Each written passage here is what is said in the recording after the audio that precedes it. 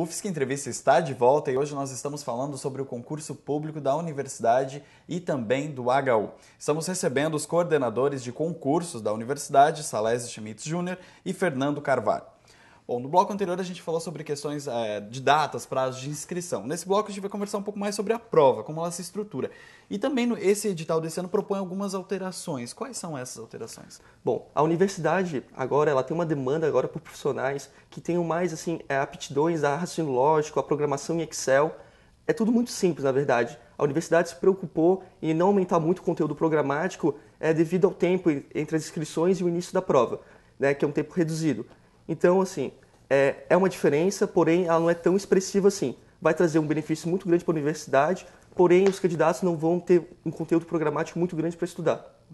E quem são os responsáveis pelo desenvolvimento da prova, segurança, por toda essa logística que envolve a prova? Bom, nesse concurso a gente vai ter um cenário um pouco diferente dos outros concursos. Para tentar diminuir a endogenia, ou seja, o mesmo perfil de candidatos que sempre entra, o gabinete da reitora e a Coperv, em parceria, optaram por fazer uma mudança estratégica no modus operandi da prova. Ou seja, agora, além da Coperv, que tem excelência na organização de concursos dentro da Universidade Federal de Santa Catarina, inclusive com o vestibular, também bancas externas de concurso público em maior volume, né, para tentar, de repente, modificar o perfil, um perfil diferente de profissional.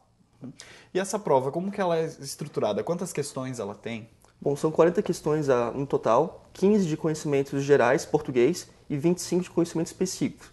Daí, naquele caso, alguns cargos têm administração, raciocínio lógico, informática, outros da área da medicina, como da HU, conhecimentos naquele tipo de especificidade que o cargo pede, alguns informática, outros legislação. E as questões, elas são de múltipla escolha, são somatórias, como que elas são? São todas de múltipla escolha. E elas têm, qual é a nota, o peso atribuído para cada questão? Nos conhecimentos gerais, na parte de português, o candidato tem que fazer a nota mínima de 22,5 pontos. Já nos conhecimentos específicos para cada cargo, ele tem que, no mínimo, atingir 37,5 pontos. E a prova prática, existe prova prática para alguma dessas vagas que estão sendo abertas? Algumas sim. Se o candidato até olhar no item 5.1.1 do edital, ali fala os cargos específicos que terão prova prática. São alguns só, não são todos. E já tem alguma data prevista para a realização dessas provas práticas? É no mesmo dia? Não, vai ser feito um edital complementar com 20 dias de antecedência da prova. E tem quem vai fazer essa prova já passou por uma triagem inicial ou não? Bom, ele tem que ter sido aprovado na prova objetiva, né? Para daí, então, passar para a prova prática. Alguns cargos, por terem uma objeto de ação muito específico, então as áreas que receberão esses cargos, as áreas que compreendem os conhecimentos desse cargo, optaram por elaborar também uma prova prática. E se o candidato se sentir incomodado ou quiser questionar alguma questão, o resultado, o gabarito dela, como que ele deve proceder? Ele entra com um recurso, na verdade, que vai ser interposto para a direção, nossa direção DDP, Departamento de Desenvolvimento de Pessoas, protocolado no protocolo geral da UFSC ou enviado via fax. Não serão aceitos via e-mail, né, correio eletrônico, até o dia 19 de novembro, 2 dias depois da prova. E essa é uma grande dificuldade porque muitos candidatos acabam enviando recursos por e-mail, né? E o edital é claro.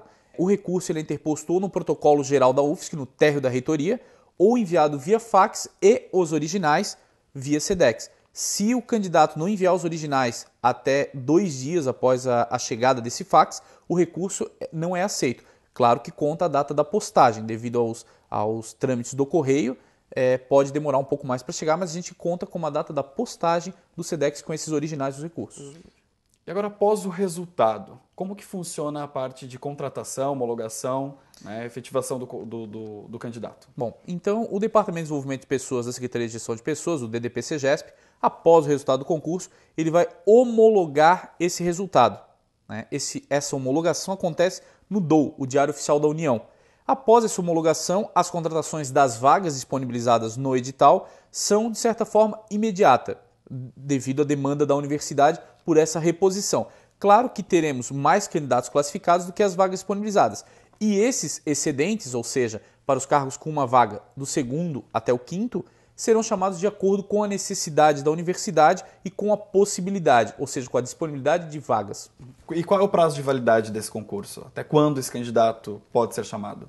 Esse concurso ele tem validade de 1 ano a partir da homologação do seu resultado, podendo ser prorrogado a interesse da instituição por mais 1 ano. E o candidato, a partir do momento que ele ficou sabendo que foi efetivado, ele tem quanto tempo para realmente efetivar a contratação dele? Bom, nesse caso, nós seguimos todos os prazos previstos no regime jurídico único, a Lei 8.112. A partir do momento da sua nomeação, o candidato tem 30 dias para agendar sua entrega de documentação e agendar sua posse. Depois disso, ele tem 15 dias, depois da sua posse, ele tem 15 dias para entrar em exercício.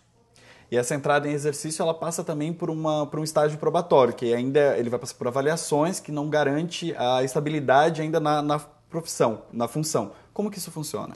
Exatamente. Após o exercício, o candidato então abre, agora servidor, né, não mais candidato, o servidor passa para o estágio probatório, que são 36 meses, onde ele fica em constante avaliação por parte dos seus colegas e de suas chefias, né, para verificar a possibilidade ou não desse servidor se efetivar, se tornar estável no serviço público federal.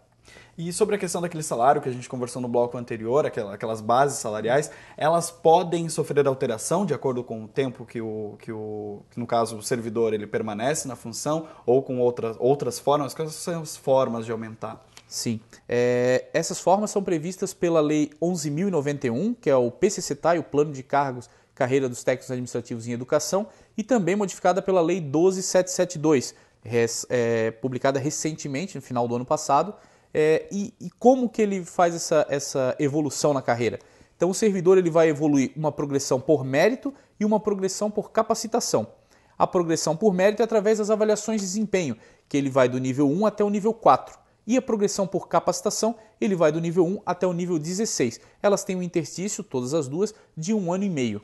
A cada 1 ano e meio, ele progride por mérito e por capacitação, mérito até o nível 4 e capacitação até o nível 16.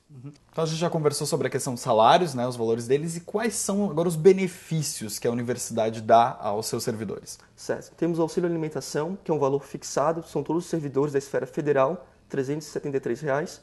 O vale transporte, né, o nosso plano de saúde.